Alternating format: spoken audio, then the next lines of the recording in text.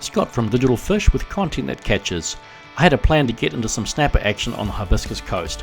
A mediocre weather report and slow moon phase wasn't enough to put me off. I had an early launch at Hatfields Beach and not long after was straylining a shallow reef with light tackle. I didn't have to wait too long on the rising tide before the berley started to attract some attention from the local fish. Predictably, it was kahawai jumping on my bait first, but the snapper were also present and I was soon playing my first keeper fish for the day, a rust-coloured kelpie. Not long after, I had another run, but this fish was bigger and took me into the kelp pretty quickly. Sometimes relaxing and then pulling the line can help work your fish free. I couldn't put much pressure on the fish as it was only 3 kg mono. Using my camera, I later saw the fish in the picture here stuck on the bottom. I decided I couldn't wait any more and it was either snapper or bust, and bust it was. A quick re-rig and I was back into the action. Again I was taken into the kelp and I was thinking, maybe 3 kg line was a mistake, but with some twanging and pulling it eventually came free. So I had 2 snapper for dinner and the day hadn't even really started. I pulled out some breakfast and realised maybe bananas are actually good luck instead of bad luck, but I was about to find out. The last month or so I've been fishing with red plate pilchards, a specialty bait from Top Catch. This one here has been thawed out and taken fishing and refrozen several times, and it's still firm and juicy, not mushy and rotten.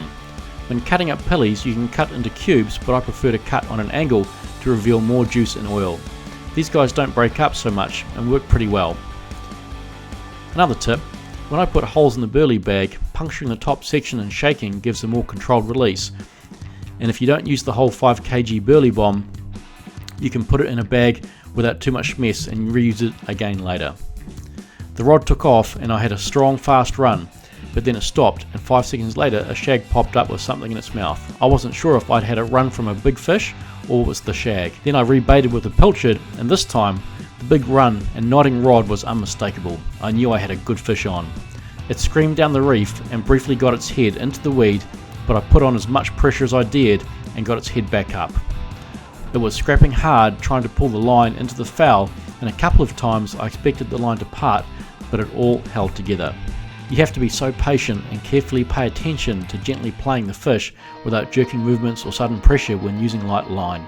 The fish was tiring and when it came to the surface I could almost taste golden fried snapper fillets. Once I had the 6 kg leader on the reel, I was feeling more confident it was coming home. I reached down and grabbed its tail and it was all mine. It measured 60 centimeters and was a good capture on 3 kg line.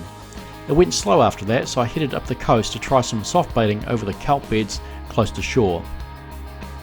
The wind was pushing the boat at the perfect speed to drift quietly along, and a few fish had a go at the lure before one particular fish kept coming back until it was hooked.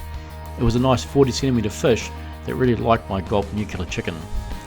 I ran out of more nuclear chickens after that and had to change to a darker coloured gulp, but that caught a few fish for me as well.